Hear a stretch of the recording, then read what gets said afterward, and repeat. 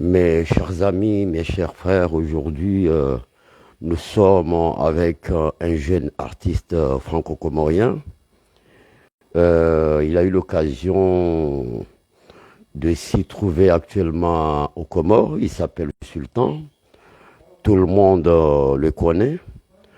Un artiste engagé, mais aussi un artiste qui est toujours derrière les Salakans des Comores.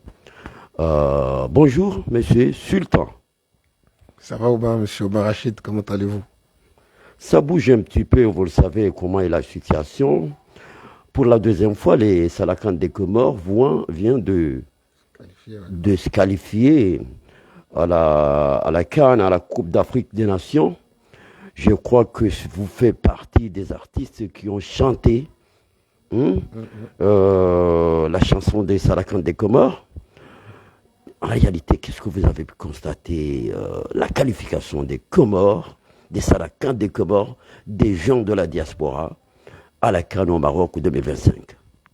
Déjà, pour la deuxième fois, ça fait plaisir, sachant qu'on avait loupé la dernière CAN et qu'on avait fait nos preuves à la première qualification en arrivant jusqu'au huitième de finale.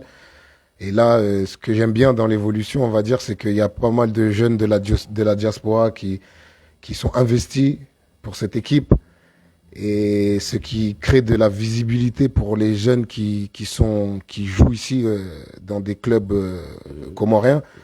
Le fait que ces jeunes de la diaspora mettent en lumière l'équipe nationale, ça peut conduire à ce que des recruteurs internationaux jette un œil sur l'effectif de l'équipe des Comores. Donc ça donne de l'espoir à pas mal, je pense, de sportifs, de jeunes joueurs de football comoriens qui, en fait, ils vont plus prendre les choses à la légère. Ça veut dire un jeune de Elan Club, comme un jeune de Jassem ou de Moroni, des Volcans ou quoi. Exactement. Les gens vont plus prendre au sérieux maintenant le fait de jouer pour ces équipes-là, en espérant être sélectionné pour l'équipe nationale. Donc c'est comme un message d'espoir en vrai. Les gens, ils voient peut-être pas l'envers du décor, mais moi je vois ça comme un message d'espoir pour toute la jeunesse comorienne. Est-ce qu'il y a de l'avenir en réalité, monsieur Sultan? Ce que vous pensez? Tu penses qu'il y a de l'avenir? Bien sûr qu'il y a de l'avenir. Surtout que le fait que ces jeunes qui jouent dans des bons clubs en France, que ce soit de la Ligue 1, la Ligue 2 ou d'autres championnats européens, ça conduit à donner, comme je t'ai dit, de l'espoir. Et ils viennent pour un faible revenu, voire pas de revenu du tout. Ça veut dire qu'ils viennent vraiment pour la fierté du pays, pour l'amour du maillot, pour l'amour de ce drapeau. Donc à partir de là, ça donne vraiment un grand message d'avenir. Parce que et en faisant ça, ils se rendent pas compte qu'ils donnent de l'avenir aussi à la jeunesse comorienne, comme j'ai pu dire juste avant. Dès que vous avez entendu que les Comores sont qualifiés pour la deuxième fois, votre sentiment, s'il vous plaît, monsieur Sultan? Déjà, il faut savoir qu'on a tout suivi de la France. Je pense que ça c'est international. Les Comores, les Salakantes, ils font chavirer, que ce soit les jeunes ici ou les jeunes en France. Et j'ai envie d'aller plus loin. Là, ils donnent même un message d'espoir pour la qualification pour la Coupe du Monde. Là, on est premier du groupe. Il me semble qu'on est premier du groupe. Donc à partir de là, il y a vraiment de l'espérance et on est en train de montrer, de prouver à l'Afrique entière on est une petite île, comme dit la chanson, une petite île on est une petite île, un archipel la petite île qui n'a pas d'électricité, comme ils disent dans la chanson, tu vois. Okay. Mais ça, en vrai, tu te rends pas compte du poids de ces paroles. Moi, quand j'ai entendu cette chanson-là, je me suis dit qu'en gros, on est les petits, on vient chez vous et malgré ça, on vous tabasse, tu vois. C'est ça que j'aime bien, tu vois. Ça décrit très très bien ce qu'on a toujours été, tu vois. Les Comoriens, nous, on est un peuple qui est connu pour ça en France, un peuple qui se laisse pas faire, malgré que nous sommes en minorité partout où on se trouve. Donc, tu vois, quand je vois ça, ça me fait vraiment plaisir, tu vois. Bossoulou, toi, c'est un artiste franco-comorien, monsieur Sultan Talou. Il est un homme du terrain. Il se trouve actuellement aux îles Comores. C'est pas la première fois. Il est comorien d'origine, franco-comorien. Qu'est-ce que vous avez constaté en réalité? Est-ce qu'il y a de l'espoir dans ce pays Parce que les gens sont là, dans tous les coins. Vous le savez, il y a des rappeurs ici. Vous êtes un artiste engagé. Tu vis à Marseille en ce moment. Est-ce que vraiment, il y a de l'espoir au niveau de la musique comorienne? Il faut qu'on parle un petit peu de la musique quand même. Bien sûr, bien sûr. Bah, moi, ce que je constate, c'est que oui, il y a beaucoup d'espoir. Il y a pas mal d'artistes qui arrivent à se faire entendre, qui sont des jeunes artistes comoriens. Là, il y a eu des portes qui ont été cassées auparavant, que ce soit avec Rof ou avec Soprano, la Psychiatre de la Rime, le Troisième Œil, qui ont brisé pas mal de portes. Aujourd'hui, il y a d'autres artistes émergents comme Saf, comme Seiz, on va dire, il est un peu plus proche de ma génération, même si ça fait un moment qu'il chante, mais il se fait connaître, ça fait quelques années qu'il fait beaucoup parler de lui en France. Du coup, quand je me rends compte que ça dépasse les frontières, parce que c'est les jeunes que j'entends chanter, clamer leurs chansons, c'est pas forcément des jeunes comoriens, tu vois. Donc à partir de là, c'est qu'il y a eu des portes qui ont été brisées, parce que moi je me rappelle à l'ancienne quand Rof revendiquait venir des Comores, les gens ne savaient pas c'était quoi les Comores. C'était quoi les tu Comores, vois, c'était vraiment, il vient d'où les Comores, le Cameroun, c'est quoi les Comores. Du coup, le fait que j'ai vu traverser cette première génération qui ont brisé des portes et qu'aujourd'hui les gens sortent fièrement les drapeaux comoriens, même des gens qui sont pas comoriens, qui aiment bien notre culture, qui aiment bien l'énergie qu'on dégage, la solidarité, même si on sait très bien que c'est plus compliqué que ça sur place, mais les Comores, on donne une image de solidarité à travers le monde. Donc, tu vois, rien que de voir ça, c'est que oui, il y a de l'espoir pour tout le monde, même dans la musique. Hein. Là, je constate que il y a mon frérot AST qui est à Moroni, qui développe son label de musique où il y a pas mal d'artistes locaux. On suit, on voit qu'il y a des artistes qui sont même plus forts que nous, qui sont ici. Et avec leurs moyens, des fois même, on peut constater qu'ils font des meilleurs clips que nous, on peut faire en France, tu vois. Donc à partir de là, la musique n'a plus de frontières, il n'y a plus de limites, j'ai envie de te dire.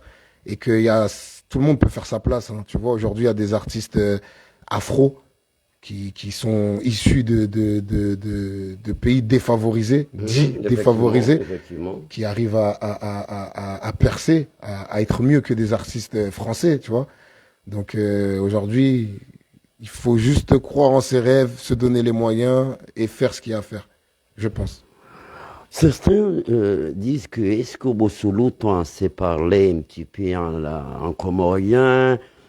Jusqu'à maintenant, on n'entend pas. Bossolo, toi, est-ce que... Franchement, sincèrement, je m'exprime vraiment très très mal en comorien. Ah, ça sera bien, parce que petit à petit, l'oiseau fait son nid, mon pote. C'est sûr, c'est sûr. Mais bon, j'ai toujours eu cet amour pour les Comores. Hein. C'est pas ça qui m'empêche de venir ici.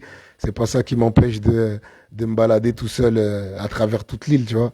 Il y a pas mal de gens qui ont pu me croiser d'ailleurs. Je tenais à leur passer un grand big up, un grand salam, comme on dit, et qui m'ont reconnu dans les rues, avec qui j'ai eu la chance d'échanger et j'ai pas eu besoin de savoir parler le Shingazija pour pouvoir communiquer avec ces gens-là, tu vois. Ok. De Paris... C'est mon grand regret, hein, par contre. Ok, merci beaucoup. De Paris jusqu'à Marseille, pourquoi pas à Nantes, pourquoi pas à Lyon, c'est la 5e île des îles Comores, Marseille. Hein. Exactement, ouais. Quelle est la différence entre Paris et Marseille? Bah déjà, je pense que ce qui fait la différence pour un Comorien, c'est qu'à Marseille, il y a des ports. Des ports et la première vague d'immigration comorienne, c'est à travers la marine marchande. Donc les Comoriens, ils ont immigré dans des villes où il y avait des ports.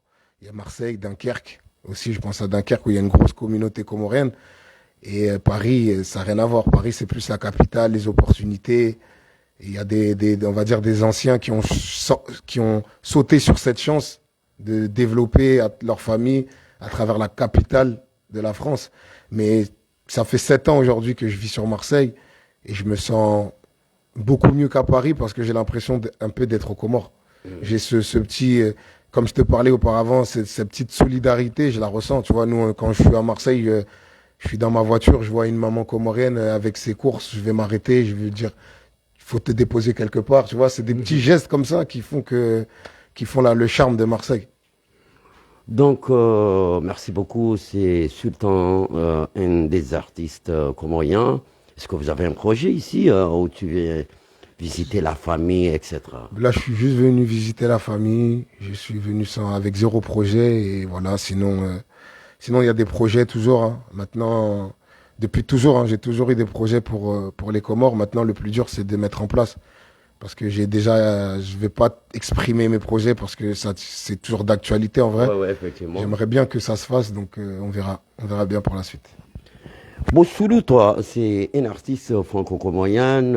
Vous savez que il est fier d'être comorien aussi. Un des artistes plus engagés en France. Il est supporter de Salakan des Comores. Les Comores viennent de se qualifier pour la deuxième fois à la CAN, à la Coupe africaine des Nations. Est-ce que tu seras au Maroc en 2025 Inch'Allah. Inch'Allah. Inch'Allah. En tout cas, faut savoir que ma belle famille est marocaine. Ah, donc, oh. donc on y C'est sera, un derby, hein. Inch'Allah, on ira. Oh, ce sera un derby, oui. Mais de l'autre côté, ce sera pour le Maroc et moi, ce sera pour les Comores, quoi qu'il arrive. Ok. Quoi qu'il En arrive. tout cas, sa famille est de Maroc, comme il vient de préciser ici, M. Sultanta. Il est un des artistes comoriens, il est aux Comores en ce moment. Visiter sa famille, ses collègues, ses copains, ses câlines. Je ne cite que cela. Hein. Exactement. T'as tout décrit, t'as tout décrit. Je vous remercie infiniment, chers amis. Sultan Talou. Merci la famille. C'est la famille, c'est la famille. Merci beaucoup, merci beaucoup. Merci pour l'invitation. Monsieur Omar Rachid. Ok. Respectez ce monsieur, grand monsieur Omar Rachid. Depuis que j'étais petit, Hein, tu te rappelles ou pas les anecdotes? Oui, je me rappelle. Quand tu étais avec le petit enregistreur là, et Oui. qu'on faisait des interviews pour rigoler, Mhm. je pense, mais c'est bien, tu as poursuivi tes rêves. Donc c'est le même message que j'ai envie de dire pour les jeunes qui sont pour le foot ou pour la musique. Il faut y aller, il faut s'en donner les moyens. Salam alaikum tout le monde. Acha. Huyo msanii wa visiwa vya Komoro, huyo msanii ambao anaitwa Sultanta, msanii ambayo sasa anaishi huko Faransa, jijini Marseille, msanii mkubwa sana. Huyo shabiki wa Salakanti ya Komoro amefurahi sana kwenye kombe la mataifa ya Afrika Mashariki, Afrika nzima, huko Maroko mwaka 2025. Komoro itapambana na timu kubwa za Afrika nzima. Sultanta, msanii wa visiwa vya Komoro, amefurahi sana. Tupo pamoja rafiki yangu. Nous sommes ensemble. Merci beaucoup, Monsieur Sultan. Merci d'accepter cette petite interview. Avec plaisir. Ça fait plaisir encore. Merci beaucoup.